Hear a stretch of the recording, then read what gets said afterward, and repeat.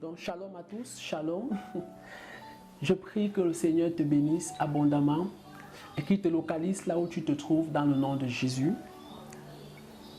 Je veux t'encourager ce jour à te laisser visiter par Dieu pour entrer dans la promesse qu'il a relâchée sur ta vie.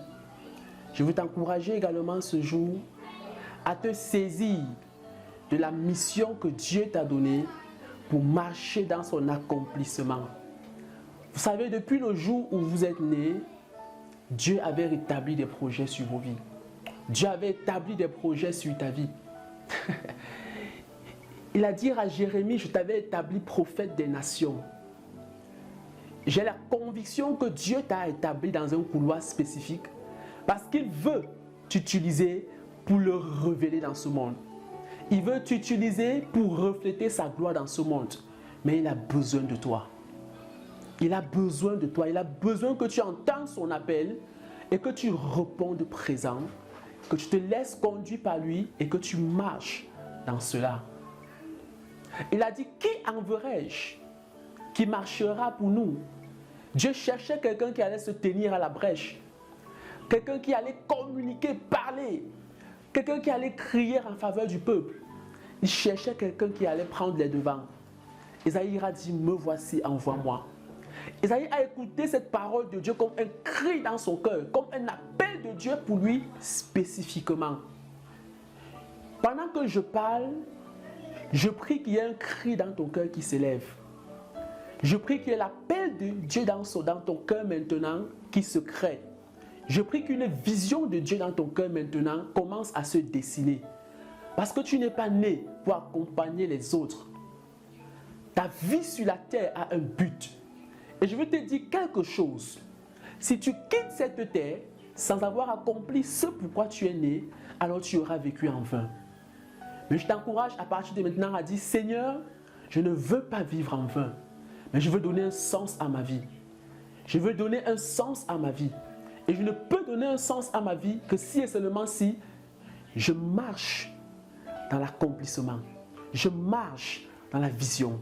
Je marche dans le plan de Dieu pour moi. Alors reçois le plan de Dieu pour toi pendant que tu soupires après cela. Et peut-être même tu le connais déjà. Je prie maintenant que tu sois visité et localisé par l'onction de Dieu qui accompagne ce plan, qui accompagne cette vision. Parce que tu dois créer de l'impact sur la terre. Tu dois créer de l'impact sur la terre. C'est tellement important parce que vous savez, pour accomplir le plan de Dieu, vous avez besoin de Dieu. Jésus, alors qu'il était sur le point de partir, il a dit à ses disciples, vous serez mes témoins. Vous serez mes témoins. Dans la Galilée, la Judée, la Samarie, jusqu'aux extrémités de la terre. Jésus veut que tu sois son témoin. Mais les disciples n'étaient pas préparés parce qu'il leur manquait quelque chose. Il leur manquait la puissance. Il leur manquait l'onction de Dieu. Et Jésus, avant de partir, a dit, recevez. Je souffle sur vous le Saint-Esprit. Je souffle sur vous celui-là qui viendra vous aider à accomplir pleinement la mission pour laquelle je vous appelle. Et c'est magnifique parce que le jour où ils ont reçu la puissance que Dieu a déclarée sur leur vie, Jésus a dit, vous recevrez une puissance, le Saint-Esprit survenant sur vous et vous serez mes témoins. Alors en fait, la puissance du Saint-Esprit a été reposée sur eux.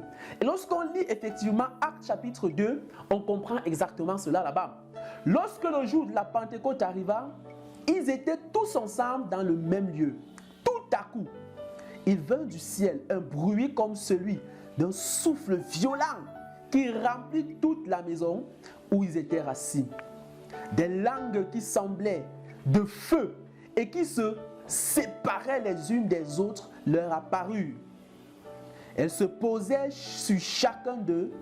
Ils furent tous remplis du Saint-Esprit et se mit à parler en d'autres langues selon que l'Esprit leur donnait de s'exprimer.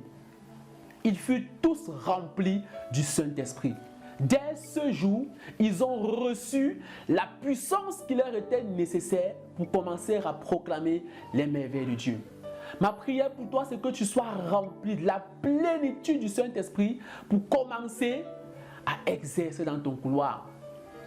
Peut-être tu te dis, je n'ai pas le don de miracle.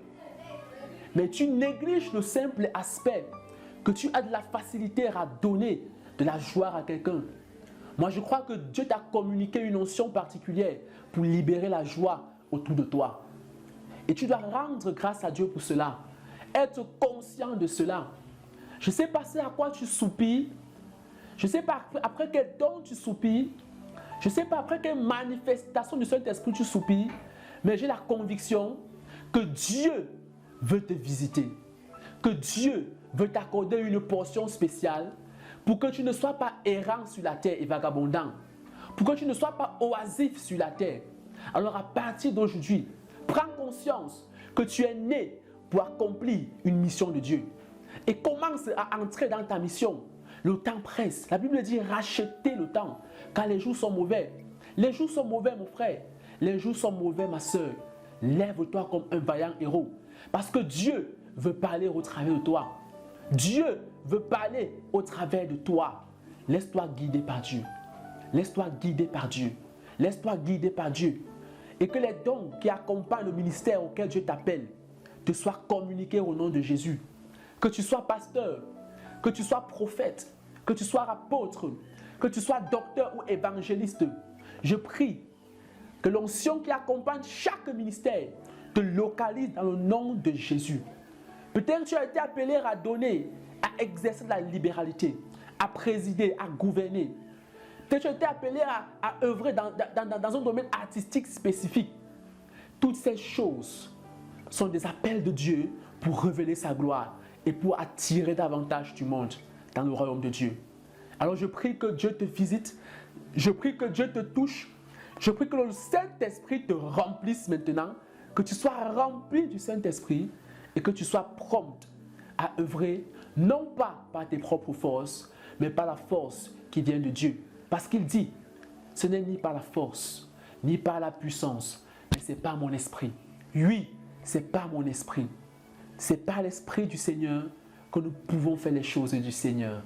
Que Dieu te bénisse et que son Saint-Esprit te visite, te remplisse et t'accorde la grâce et la portion nécessaire pour accomplir ce pourquoi tu as été créé. Shalom et à bientôt.